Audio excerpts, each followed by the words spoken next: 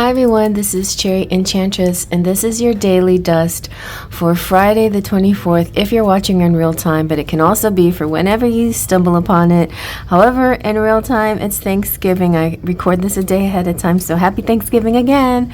And that means tomorrow is Black Friday, so I am doing this for Black Friday. So this is supposed to be for a reading for Friday the 24th, Black Friday, and I'm going to use the Tarot de la Nuit, which is the Black Tarot. And yes, for this special occasion of, well, commercial occasion of Black Friday. Anyway, let's get a good shuffle. So it's interesting, use the term black. Black represents something that has no color, and it also represents the like openness, like anything can come through. It also has sort of a that fresh slate, clean slate, or just that open energy. Black like black and blank, vast, like space. Okay, so let's see what we get today. So this is the Tarot de la Nuit, but I edged it myself with this black. Actually, and I went over it a second time recently because it was kind of shimmered in a sort of reddish way, which was weird. So I went over with a darker marker. Let's see what we get. We have the Two of Wands, pretty good start. And the Five of Wands. I love the image, even though the message may not be so sweet. The image is really cool. And we have the Seven of Cups. Okay, let's zoom on in, and I'm going to give you a special message. Tarot de la Nuit, the Two of Wands is called Through My Clairvoyance. So she's seeing something. This skull is like my crystal ball. It provides me all the information I need and helps me reach my goals. I'm questioning it for you. Its answer is that you have to develop a plan, a detailed, efficient, appropriate plan. Don't be spineless or timorous. Dare to explore and to try new experiences. You've walked a long road already, but there's still work to do, and things must be considered with long-term approach in mind. Choose audacity over timidity, and don't fear stormy clouds. If you're well prepared, clouds won't stop you from expanding your horizon, so step out and go. So this is all about making plans, being practical, considering things in the long-term approach. And I have nothing to add to that because to me, that's exactly what this card always means to me. Making plans, okay? And so the Five of Wands, I sometimes interpret different ways. And here we have an image that's slightly different than some of the images that we have for Five of Wands, which is usually a bunch of people, sometimes kids, holding wands in a combat energy. And mostly we get the message that it is a faux combat. It's sparring. But this is an interesting interpretation, and it's called the Bridge of Sorrow. So don't take that too deeply, but we'll see. Sometimes these things are self-imposed. Sometimes you don't have to feel sad about a situation. You can find that in to me, the silver lining here is sometimes arguments or disagreements can bring about enlightenment. So keep that in mind. Between him and me, there's only conflict, emptiness, and fog. We can't understand each other anymore. We have irreconcilable points of views.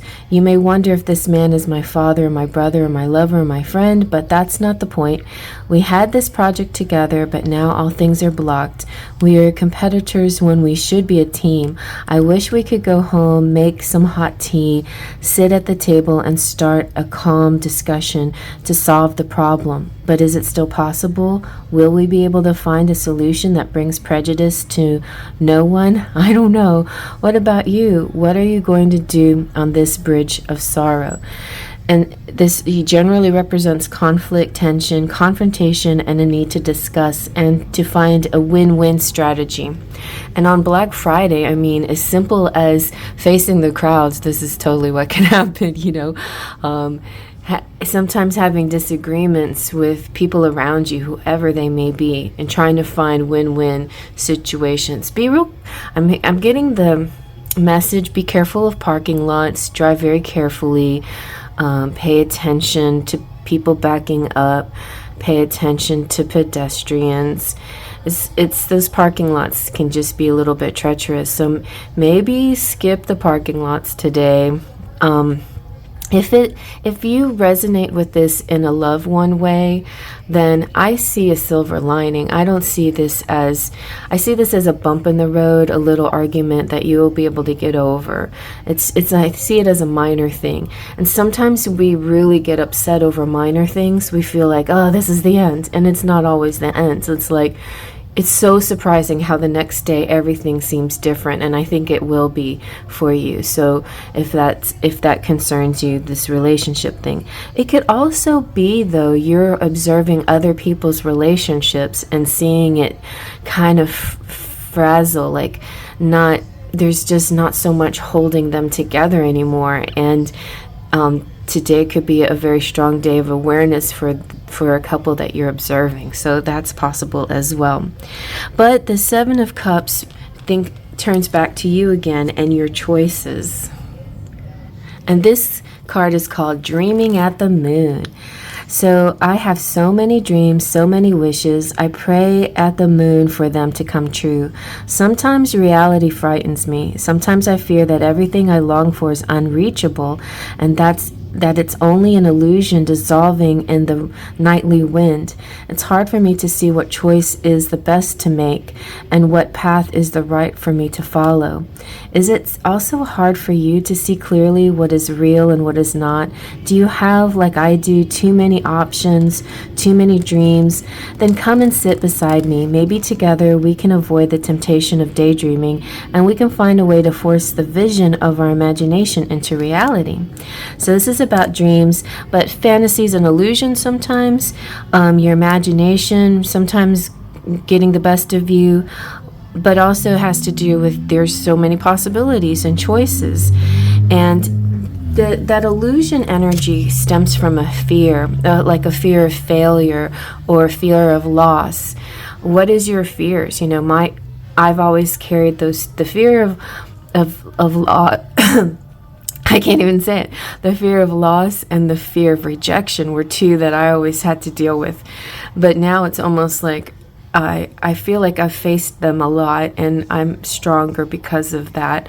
But there's always things that we have to deal with. And just recognize that, and recognize that you don't have to play victim to your fears. You don't have to succumb to your fears. You are mighty, you are powerful, you are stronger than your imaginations too. So this can play a negative role on you, and the reverse as well. Like say for instance you're daydreaming in a positive way, like maybe we'll be together, and you feel like there's a part of you that's saying, oh, well, that's wishful thinking and you're just being deluded or whatever. Well, that voice actually could be the wrong voice. The one that's telling you you're deluded could be the one that's being the harmful voice in here. So just be aware of yourself. I feel like the negative voice in your head is the one that you should overcome and not succumb to, right? And maybe the best thing to do in this situation, if it's about a person, is to zoom out and focus on spirit and say this or something better for the good of all. And that way you see yourself winning. You see yourself attracting the perfect mate, the perfect person for you. And it may not be the way you envisioned it, but it definitely is the way that it's meant to be. So I feel like that's what you keep focusing on. Just keep giving it a general energy. That's kind of what I did too. I kept on using sort of generalizations when I finally like changed my point, my manifesting point of view. I said my soulmate, and I'm attracting this person, and it turned out it was a person that I knew all along. And so keep that focus. Also, if this has nothing to do with people in your life or love or anything else, just like, don't dwell too much on the little negative things that happen during the day. Like, try to get over them quickly, because they're going to be very minor. I just feel like any little argument, or people cutting you off, or people grabbing the last whatever before you could grab it, all of that is just kind of, secondary to the big picture. I know a lot of you out there are way over this. You're way above this. You're spiritually evolved, and so the material world doesn't affect you as much. But there's days like this where the material world really plays an impact on our lives. So it's just saying, rise above it. You'll be fine. It's just one day, and you may encounter some little disagreements, or little bumps and little annoyances, but I feel like it's gonna pass pretty fast. And maybe instead of going out today, a lot of you might just like to meditate and plan for something instead of actually like physically doing stuff today. Like, plan something that you'll do later or something like that. Dream about it, imagine it. And this is maybe an actual yes, daydream a little bit more before you actually put it into action. So possibly before you encounter a situation that may play out not in the way that you were hoping, possibly. So maybe it's important to dream on it a little bit more. I think that's possible. That's possible. It's kind of hard because you have really opposites here. It's almost like the fire and the water energy, or the sun and the moon energy. It's this it's this, go for it or take a moment. But 2 of Wands and 3 of Wands, of all the Wands cards, they're the ones that don't do the action quite yet. The action's all in the potential, in the energy, in the fire, in the passion, but without ever making a step. So it is a planning phase, and I think it's a good energy to combine with dreams too, with visualizing, with daydreaming. So planning and imagining a picture. See, the final message here is, you are clairvoyant, so don't sell yourself short. Don't tell yourself that these visions are not real. They are real. You see it because you have a gift of seeing the truth. You have a gift of seeing what can happen, seeing the future. You can see the future. You are clairvoyant. So trust in your energy, trust in your power. Don't let your self-doubt trick you. You do see the future. You can see the future, okay? So trust in that. All right. And it does feel like, this moon does feel like one of those crystal balls. She's kind of like holding the skull like a crystal ball, and this is another form of crystal ball. So I like that for you. So I hope you have a great day. Take good care of yourself, and I'll see you at the next Daily Dust, Faith, Trust, and Pixie Dust.